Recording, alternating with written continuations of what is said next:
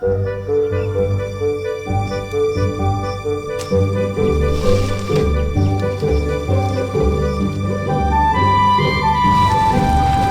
nhiều em nha. Thì khi ăn không mua thì cứ thử đi. Thế thôi. Không có gì mà nhập nhập nhiều lắm.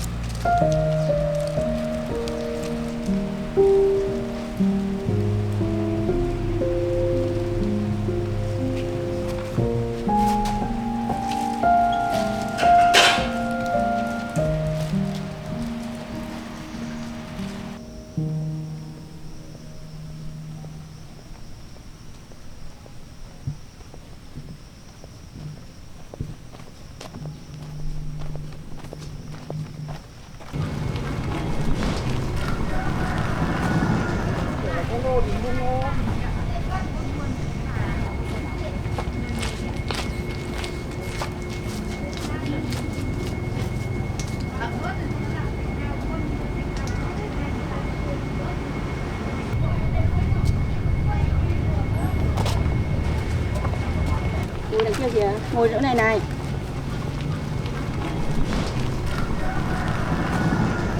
Cái lô thì mua ngô. Này, con ngô mấy nó phải chỉ nó ra đây mà ngồi. Đấy, nó sẽ đẹp quá. Nó đang còn.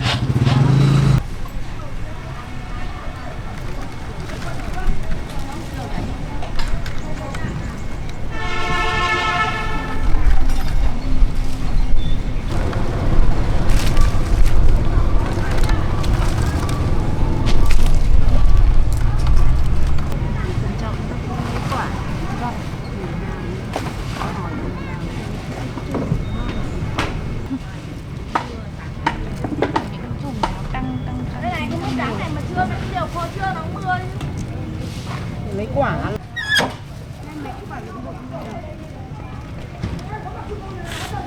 ôi thôi Cảm thấy yên tâm. Giá đây cũng không tốt nhất chợ.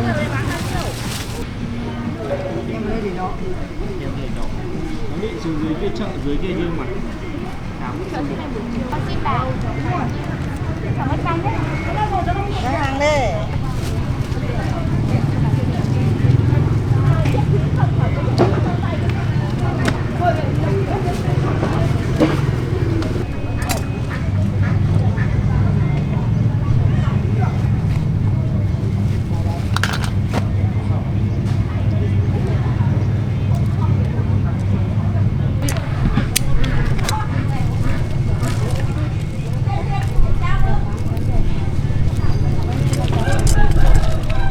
Con đi tí.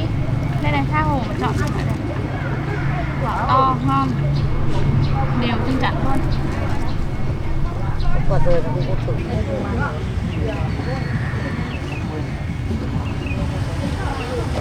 Bán trong đấy.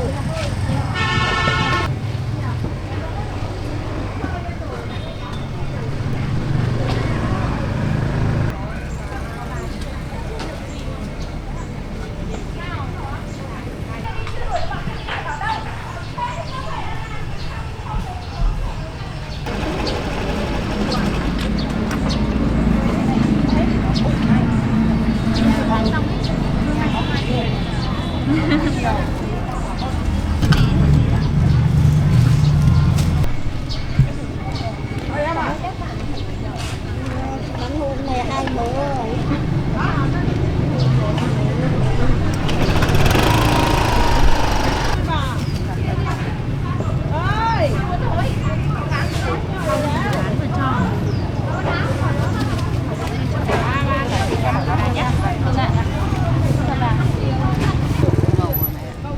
Vải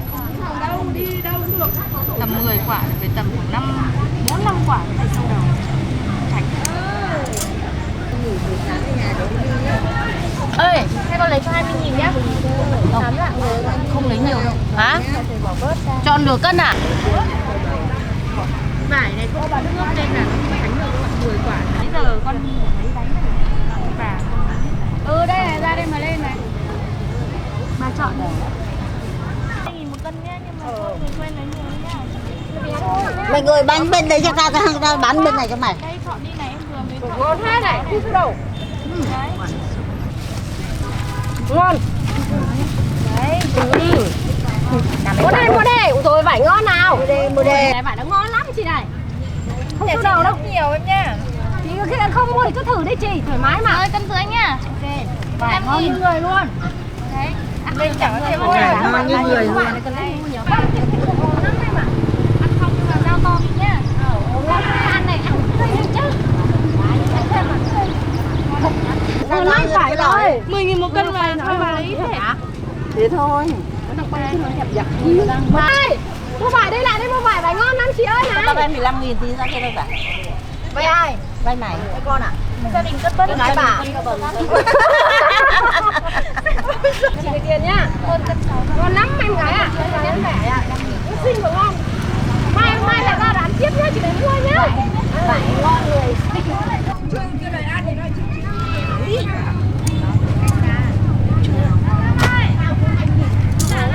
Nàng ơi nàng.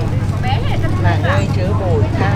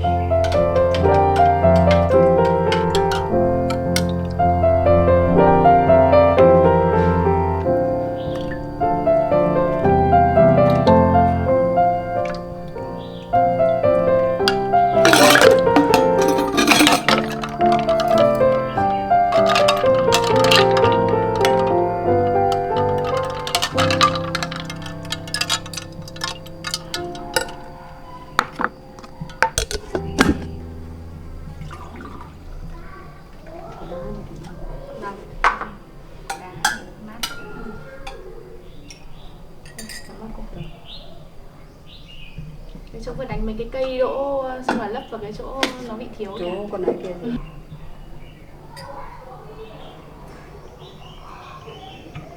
Chồng nó nướng gừng, không biết nó có lên không? Chắc là Vâng, nó lên mầm hết rồi.